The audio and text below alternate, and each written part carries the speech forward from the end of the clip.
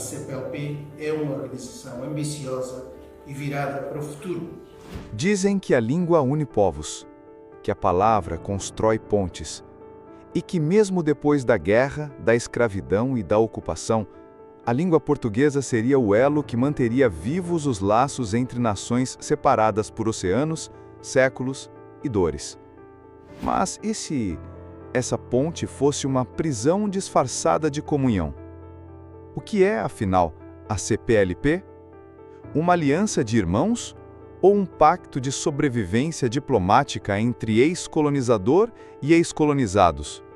Fundada em 1996, a Comunidade dos Países de Língua Portuguesa prometeu ser uma nova era, um projeto de integração, de igualdade, de desenvolvimento mútuo. Mas hoje, quase 30 anos depois, a pergunta permanece: quem beneficia da CPLP? E quem apenas participa? Neste documentário, vamos mergulhar fundo, do Palácio em Lisboa às ruas de Bissau, das escolas de Luanda às minas de Cabo Delgado. Vamos percorrer os bastidores da lusofonia para compreender o que sustenta essa aliança, o que se cala em nome da língua comum e por que razão, apesar dos hinos, selos, fóruns e bandeiras, muitos africanos que falam português ainda vivem sob miséria, conflitos e desigualdade. Seja bem-vindo ao documentário CPLP, Comunidade dos Países de Língua Portuguesa, entre a diplomacia e a ilusão. Vamos começar pela origem. Era 17 de julho de 1996. Em Lisboa, capital de Portugal, 7 nações de 4 continentes assinaram um acordo que, à primeira vista, parecia histórico: a criação da CPLP, Comunidade dos Países de Língua Portuguesa. Portugal, Brasil, Angola, Moçambique, Cabo Verde, Guiné-Bissau e São Tomé e Príncipe. Um antigo império e suas antigas colônias reunidos agora numa mesma mesa, com a mesma bandeira, com os mesmos discursos: cooperação, igualdade, desenvolvimento, paz, palavras bonitas, slogans que dariam orgulho a qualquer organização internacional. Mas, por trás das câmeras, nos bastidores da diplomacia lusófona, cresciam também interesses não ditos. Portugal buscava consolidar influência sobre as suas antigas colônias, agora não mais como império, mas como parceiro estratégico. O Brasil via ali uma oportunidade de reforçar sua presença na África e legitimar-se como potência regional na lusofonia. E os países africanos lusófonos sonhavam com mais cooperação, mais investimentos, mais voz no cenário internacional. Mas o que encontraram foi uma balança onde o poder raramente se equilibrou. A CPLP nasceu como um pacto entre iguais, mas desde o princípio, o idioma comum não foi suficiente para garantir uma partilha justa do protagonismo. E mesmo ali, na fundação, algumas vozes já se levantavam. Não estamos a repetir os erros do passado, agora sob uma nova roupagem? O projeto parecia promissor.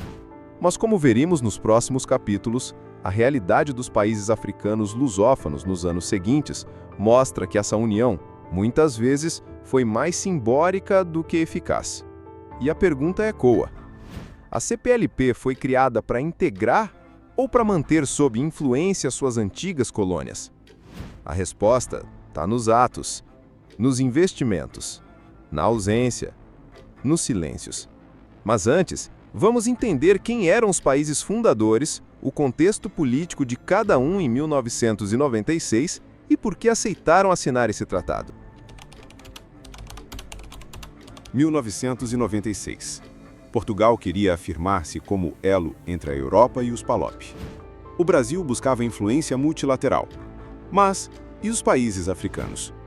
O que Angola, Moçambique, Guiné-Bissau, Cabo Verde e São Tomé e Príncipe esperavam encontrar na CPLP? Vamos ao retrato desses países na década de 90. Angola, uma nação devastada pela Guerra Civil. A luta entre MPLA e UNITA ainda ceifava milhares de vidas. A economia era frágil, dependente do petróleo e da ajuda internacional. Luanda, a capital, era uma cidade de contrastes brutais. Opulência no Miramar, miséria no Kazenga. Angola entrou na CPLP com esperança de romper o isolamento diplomático, atrair investimentos e ter apoio político para consolidar o poder do governo de José Eduardo dos Santos. Mas esse apoio veio com neutralidade ou com interesses escondidos. Moçambique. Reemergindo da Guerra Civil, 1977-1992, o país passava por reformas democráticas e ajustamentos estruturais impostos pelo FMI. A pobreza extrema atingia mais da metade da população. O sistema de saúde estava em colapso. O sistema educativo, quase inexistente nas zonas rurais. A CPLP foi vista como uma nova esperança. Cooperação técnica, ajuda linguística, intercâmbios educacionais. Mas muitos analistas dirão, anos depois, que Moçambique recebeu mais promessas que programas reais. Guiné-Bissau, um dos países mais frágeis do mundo. Em 1996, a Guiné era instável, pobre e esquecida nas rotas do investimento global. Entrar para a CPLP parecia uma maneira de buscar visibilidade, ajuda financeira e estabilidade institucional. Mas, mesmo sendo membro fundador, a Guiné-Bissau continuou a viver golpes de Estado, guerras civis e crises cíclicas por décadas. E a CPLP raramente interferiu com força ou resultados práticos. Cabo Verde. Um arquipélago estável, com destaque para a governança democrática e boas relações internacionais. A adesão à CPLP foi estratégica. Cabo Verde queria reforçar a presença da língua portuguesa no turismo, no comércio e nas relações culturais. De todos os membros africanos, talvez tenha sido o que mais se beneficiou simbolicamente da lusofonia. Mas, mesmo aqui, os investimentos concretos da CPLP foram limitados e dependentes de Portugal. São Tomé e Príncipe.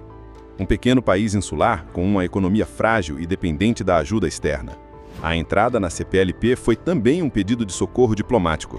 A busca era por professores, médicos, técnicos, cooperação, mas com o tempo, muitos em São Tomé começaram a questionar: onde está a solidariedade real da lusofonia? 5 países africanos, 5 esperanças diferentes, uma promessa comum. A CPLP seria o espaço da cooperação entre iguais. Mas, em 2025, quase 3 décadas depois, qual deles pode afirmar que seus sonhos se realizaram? Os números, os relatórios, as visitas oficiais e os vazios orçamentários revelam uma outra verdade. A de que a CPLP muitas vezes serviu mais para projetar imagem do que para gerar transformação. No próximo capítulo, vamos explorar a estrutura da CPLP. Quem decide? Quem paga? Quem manda? E vamos descobrir se, dentro dessa comunidade, há realmente uma partilha de poder ou se o jogo ainda é desigual, como no passado. Uma comunidade entre iguais é o que está nos documentos oficiais da CPLP. Mas, quando abrimos os bastidores, o que encontramos é um mecanismo onde poucos decidem, alguns assistem e a maioria espera. Vamos começar com a estrutura oficial. A CPLP é composta por Conferência de Chefes de Estado e de Governo, o mais alto órgão decisório. Reúne os presidentes e primeiros ministros dos países membros. O Conselho de Ministros, composto pelos ministros dos negócios estrangeiros. O Comitê de Concertação Permanente, com representantes permanentes de cada país em Lisboa. E o Secretariado Executivo, com sede em Portugal. Parece equilibrado, mas veja, a sede é em Lisboa. O financiamento majoritário vem de Portugal e do Brasil. E o secretariado executivo, embora rotativo, é frequentemente influenciado por agendas de quem sustenta a máquina. Os países africanos lusófonos, com dificuldades orçamentárias graves, raramente têm capacidade de influenciar financeiramente ou politicamente as direções da CPLP. E aqui entra a pergunta: se você não tem sede, não tem fundos, não tem pessoal técnico destacado, como tem poder de decisão? Em muitos casos, os representantes africanos tornam-se vozes consultivas, simbólicas. Estão na mesa, mas não no topo das decisões. E o orçamento? O orçamento anual da CPLP é modesto, gira entre 8 a 12 milhões de euros por ano. Pequeno para uma organização com tantas ambições.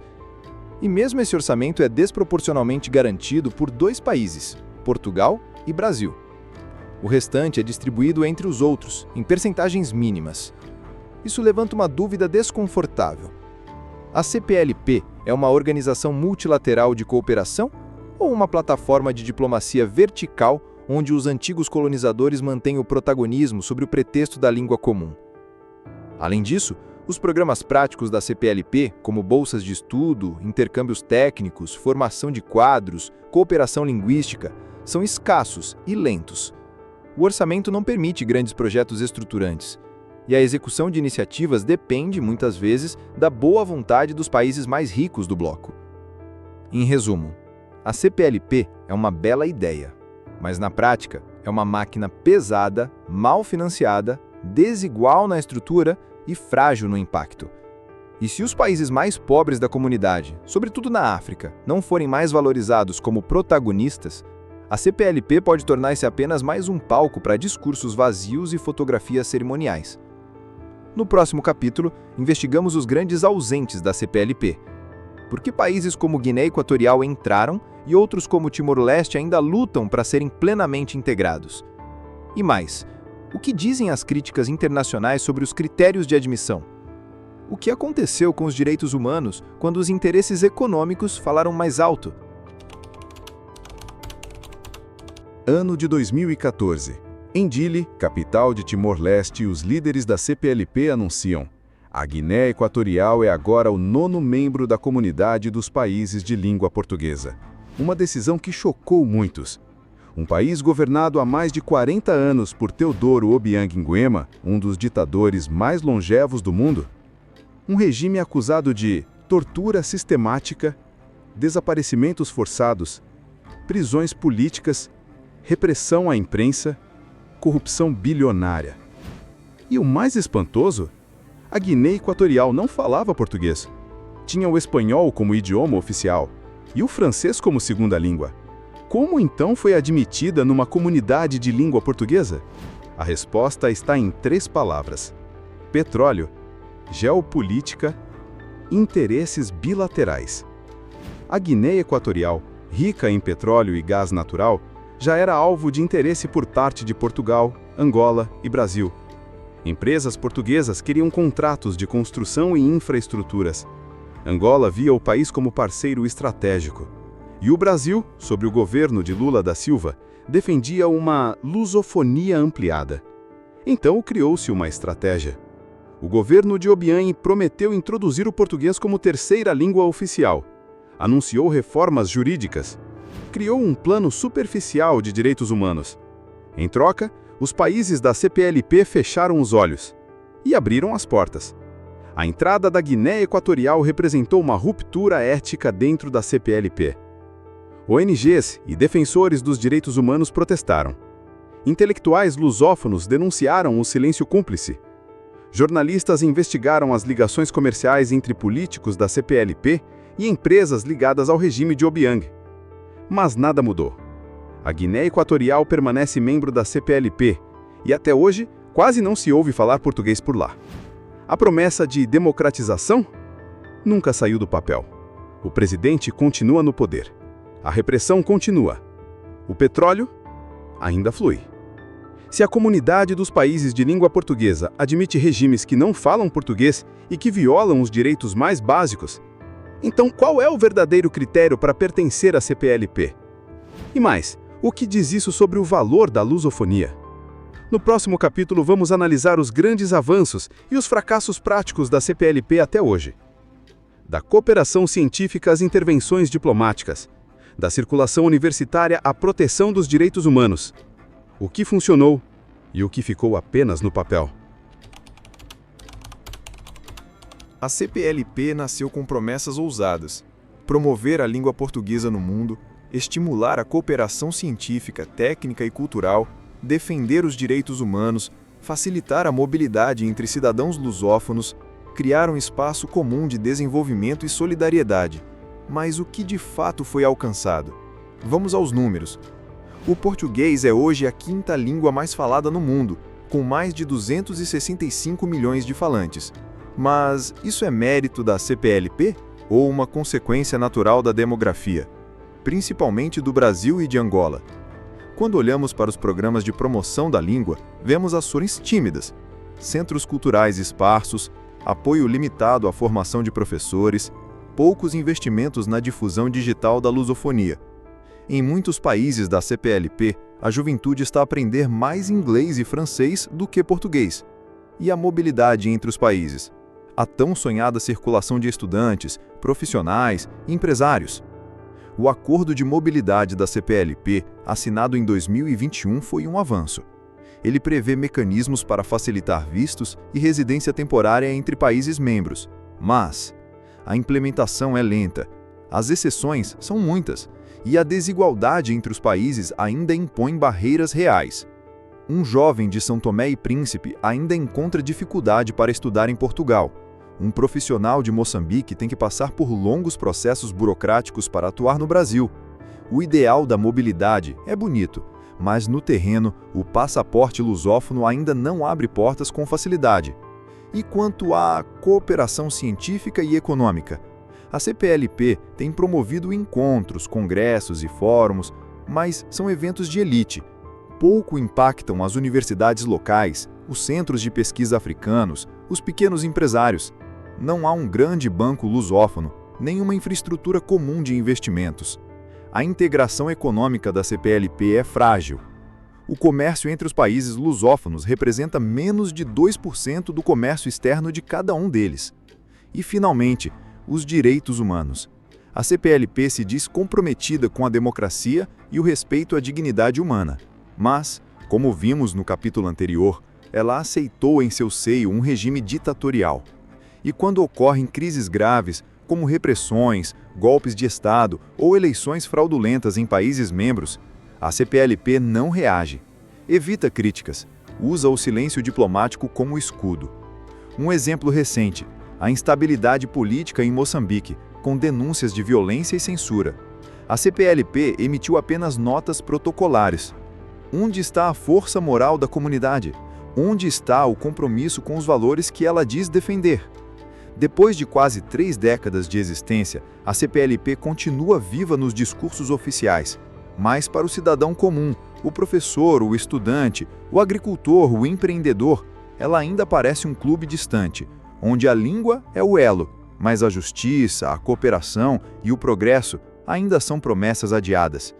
No próximo capítulo, olhamos para o futuro da CPLP. O que precisa mudar? Há espaço para uma CPLP mais eficaz, mais justa? Ou estaremos apenas a manter viva uma sigla por respeito à nostalgia lusófona? A CPLP chegou à encruzilhada. Manter-se como está, burocrática, lenta, distante do povo, é condená-la à irrelevância. Mas há alternativas. Especialistas, diplomatas e acadêmicos vêm propondo ideias para reformar a comunidade e torná-la mais eficaz. Vamos ver 7 caminhos possíveis para um novo futuro da CPLP. 1. Reforçar a mobilidade real. É urgente tirar o acordo de mobilidade do papel, criar sistemas de visto mais simples, ampliar bolsas de estudo, intercâmbios universitários e estágios profissionais entre os países. Jovens africanos precisam poder estudar em Portugal sem humilhação. Brasileiros precisam poder empreender em Angola sem barreiras. A CPLP só terá sentido se os povos se encontrarem. 2. Criar um fundo lusófono para ciência, cultura e saúde. Um banco de financiamento comum sustentado por contribuições dos países mais ricos da CPLP. Para quê? Para financiar pesquisas em universidades africanas, tradução de livros e acesso à literatura lusófona, projetos de combate à malária, à pobreza, à fome. Um gesto concreto de solidariedade e não apenas diplomacia. 3. Tornar o português uma língua de futuro digital. A língua portuguesa precisa ocupar a internet. Mais conteúdo científico, mais plataformas digitais, mais ensino online gratuito para países de baixa renda. A tecnologia pode ser a ponte entre Maputo e Lisboa, entre Luanda e Brasília, entre Dili e Praia. 4. Lutar contra as ditaduras internas. A CPLP precisa criar mecanismos de denúncia e pressão contra regimes autoritários entre seus membros. Não se pode defender a língua portuguesa e, ao mesmo tempo, calar diante da tortura. Uma comunidade de língua deve ser também uma comunidade de valores. 5. Democratizar a CPLP. Por que apenas chefes de Estado decidem os rumos da comunidade? É hora de criar uma Assembleia Lusófona dos Povos, com representação da juventude, com ONGs, líderes comunitários, universidades, artistas e movimentos populares.